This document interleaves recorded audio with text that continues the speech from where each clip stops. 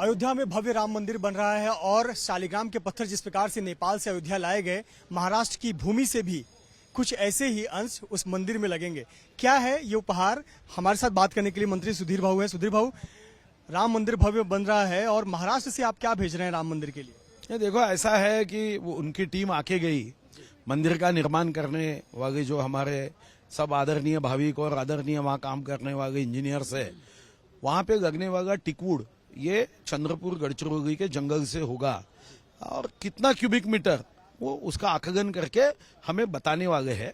तो हमने मन में इच्छा प्रकट की कि महाराष्ट्र में वैसे भी प्रभु राम जी का संबंध रहा है, वो चाहे नासिक की पंचवटी हो, रामटेक हो, दंडकारण्य हो और विदर्भ, यहाँ तो प्रभु राम की ग्रैंड मदर राजा आज की पत्नी दशरथ की माँ, ये राजा आज की पत्नी इंदुमती ये विदर्भ से थी।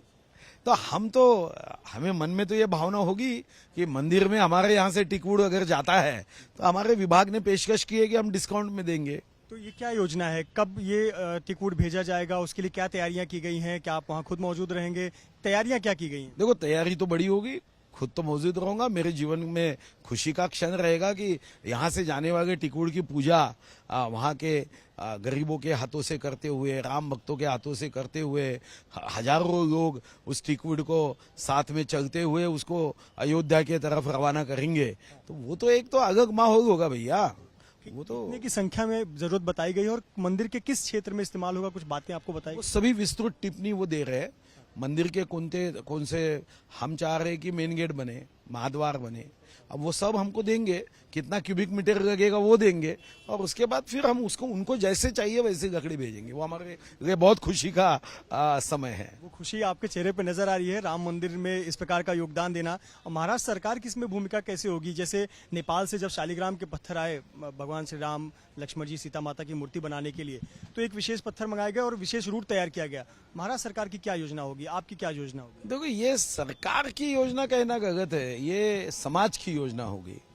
सरकार की योजना तो मैं वन मंत्री हूं, मैं रहूंगा, मगर मैं भी वहां रहते समय एक राम भक्त के रूप में रहूंगा। हम चाहेंगे कि ये भेजते समय सभी धर्मों के लोग ये उसकी पूजा करके वहां से वो भेजे। वो चाहे मुस्लिम भाई हो, बौद्ध भाई हो, सिख भाई हो, ईसाई भाई हो, सब गरीब तबके के सब जो हम 18 पगड़ जातियों के लोग कहते हैं, वो सभी भाइयों के हाथों से पूजा करके और उसको शोभा यात्रा के साथ वो रवाना करे, ऐसी मेरी इच्छा है। देखो आगे क्या होता है। आखिरी सवाल, टिकवुड की ऐसी क्या खासियत विशेषता है कि जो मंदिर में लंबे समय तक टिका रहे, वहां पे उपयोग में लाया जाएगा? तो आपसे डिमांड की गई है कि चंद्रपुर से दिया जाए वो लकड़ी। देखो, ऐसा है कि पानी में पानी, गंगा माँ का पानी मानते हैं, क्योंकि गंगा माँ के पानी में कुछ विशेषता है। वैसे लकड़ी में लकड़ी टिकवुड मानी जाती है। टिकवुड में दीमक नहीं लगता, टिकवुड में और कई ऐसी विशेषताएं है कि टिकवुड अपने बरसात हो, कितने भी ऋतु हो, अपने आकार को वो खोता नहीं। ऐसी कई विशेषताओं की वजह से टिकवुड ये लकड़ियों में ऐसे समय बहुत उसको महत्व प्राप्त है। और दूसरी बात हमारे मन में एक है, वो तो उन्होंने अभी तक अनुमति नहीं दी है, मगर वहां पे एक बहुत पुराने वृक्ष की लकड़ी है जो आप देखने के बाद ही ध्यान में आएगा। एक लकड़ी का नाम राम रखा गया है, बहुत साल पहले, मेरे जन्म से भी पहले, और एक का लक्ष्मण रखा गया है। हाँ, मैं अगर तो कल सवेरे आपको फोटो उपलब्ध करूंगा तो आपको उसके वो लकड़ी से ऐसा ध्यान में नहीं आएगा वो लकड़ी देखने के बाद। तो मैं उनसे रिक्वेस्ट करने वाला हूं कि यहाँ तो देखने के लिए बहुत कम लोग आते हैं, अगर मंदिर उसको लेना चाहते हैं तो हम अपने डिपार्टमेंट से वो फ्री में दे देंगे, वहां वो रखे जाए। उसका नाम ही राम और लक्ष्मण ऐसा रखा गया है।